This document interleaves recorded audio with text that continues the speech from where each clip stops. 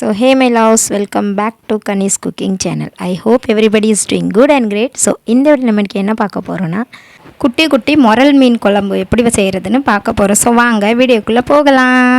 எப்போவுமே மொரல் மீன் வந்து நீங்கள் குட்டி குட்டியாக எடுத்துக்கோங்க, அதுதான் நல்லாயிருக்கும். எனக்கு பெரிய மொரல் மீன் வந்து பிடிக்காது. அதனால் நான் எப்போவுமே இந்த மாதிரி குட்டியாக உள்ளது பார்த்தா எனக்கு எப்போவுமே வாங்கிடணும்னு தோணும்.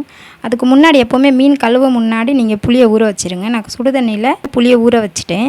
ஸோ ஏன்னா நம்ம மீன் க்ளீன் பண்ணிவிட்டு போகிறதுக்குள்ளே புளி நல்லா ஊறிடும். அப்போ தான் நம்மளுக்கு கரைக்கிறது கொஞ்சம் நல்லாயிருக்கும். மீன் நல்லா மண்சட்டியில் கல் உப்பு போட்டு நல்லா அலசி எடுத்துக்கோங்க இந்த மாதிரி சுத்தமாக.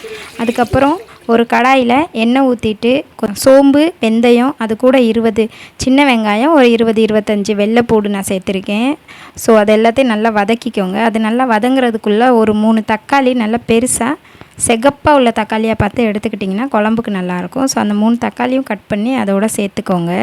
அது கூட கொஞ்சம் உப்பு, 1 ஸ்பூன் மஞ்சத்தூள் சேர்த்து நல்லா கிளறிட்டு மூடி போட்டு மூடி வச்சிட்டிங்கன்னா நல்லா கொலன்னு வெந்து வரும். எப்போவுமே தக்காளி வந்து நல்லா வதங்கணும், அப்போ தான் குழம்பு வந்து நல்லா டேஸ்ட்டாக இருக்கும். ஸோ நல்லா வதங்கிருச்சு. ஸோ இந்த ஸ்டேஜில் வந்து நான் முருங்கைக்காய் ஆட் பண்ணிக்கிறேன். உங்களுக்கு வேணும்னா ஆட் பண்ணிக்கோங்க. எப்போவுமே மீன் குழம்புல முருங்கைக்காய், மாங்காய் சேர்த்து வச்சு பாருங்களேன், சூப்பராக இருக்கும். ஸோ அது கூட ஒரு 3 ஸ்பூன் குழம்பு மிளகாத்தூள் சேர்த்துருக்கேன். அதை நல்லா எண்ணெயில் நல்லா வதக்கிட்டு அதுக்கப்புறம் அதோட பச்சை வாசம் போனதுக்கப்புறம் நீங்கள் கரைச்சி வச்ச புளியை அது கூட சேர்த்துக்கோங்க. புளி சேர்த்துட்டு தண்ணி பத்தாததுக்கு அதோட இன்னும் கொஞ்சம் உங்களுக்கு எவ்வளோ தண்ணி தேவையோ ஸோ அதுக்கு தகுந்த மாதிரி நீங்கள் தண்ணி ஊற்றிட்டு அது கூட நான் மாங்காய் சேர்த்து மூடி வச்சுட்டேன். ஸோ குழம்பு கொதிக்கிறதுக்குள்ளே நம்ம இங்கிட்டு மீன் வறுக்கிறதுக்கான மசாலா ரெடி பண்ணிடலாம். அதுக்கு 1 ஸ்பூன் மஞ்சத்தூள், 2 ஸ்பூன் காளி மிளகாய் தூள், நான் கலருக்காக ஒரு 2 ஸ்பூன் காஷ்மீரி சில்லி பவுட்ரு, கொஞ்சம் உப்பு, அது கூட நான் சோம்பு சேர்த்துருக்கேன்.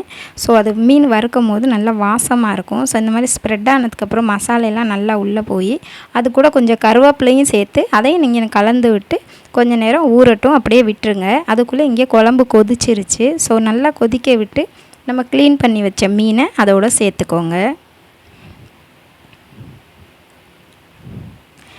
ரொம்ப கரண்டி போட்டு ரொம்ப ஃபாஸ்ட்டாக கிண்டாமல் லைட்டாக கிளறி விட்டு மூடி வச்சுருங்க, இல்லைன்னா மீன் உடஞ்சிரும்.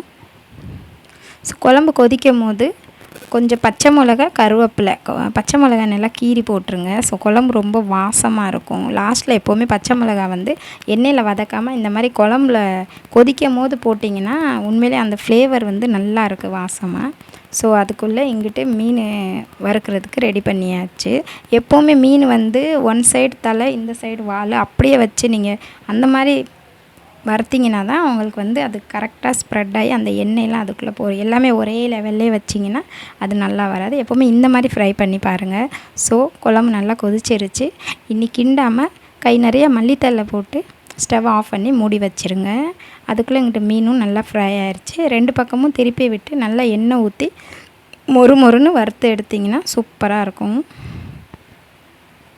ஸோ நான் வந்து இன்றைக்கி ரைஸ் பண்ணலை, நான் ஈவினிங் குழம்பு வச்சனால நான் வந்து ரைஸ் பண்ணலை, சப்பாத்தி கூட தான் நான் மீன் குழம்பு சேர்த்துருக்கேன்.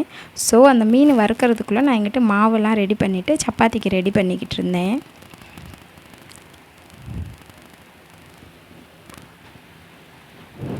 நல்ல மொறுன்னு மீன் ஃப்ரை ஆயிடுச்சு.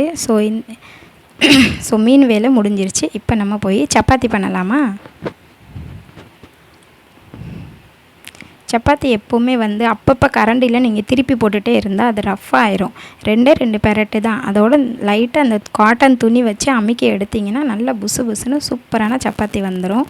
ஸோ அது மேலே கொஞ்சம் நெய் தடவிட்டு நீங்கள் மீன் குழம்பு ஊற்றி சாப்பிட்டு பாருங்கள். சூப்பரான மொரல் மீன் குழம்பு சப்பாத்தி கூட எப்படி இருந்துச்சுன்னு சாப்பிட்டுட்டு கமெண்ட்ஸில் சொல்லுங்கள். நமக்கு பிடிச்சவங்களுக்காக பார்த்து சமைக்கும் போது சுமாரான சமையல் கூட சூப்பராக இருக்கும். ஸோ இந்த வீடியோ உங்களுக்கு பிடிச்சிருந்தா லைக் பண்ணுங்கள், கமெண்ட் பண்ணுங்கள், சப்ஸ்கிரைப் பண்ணுங்கள், அந்த பெல் ஐக்கானை தட்டிட்டு போங்க. தேங்க்ஸ் ஃபார் வாட்சிங்.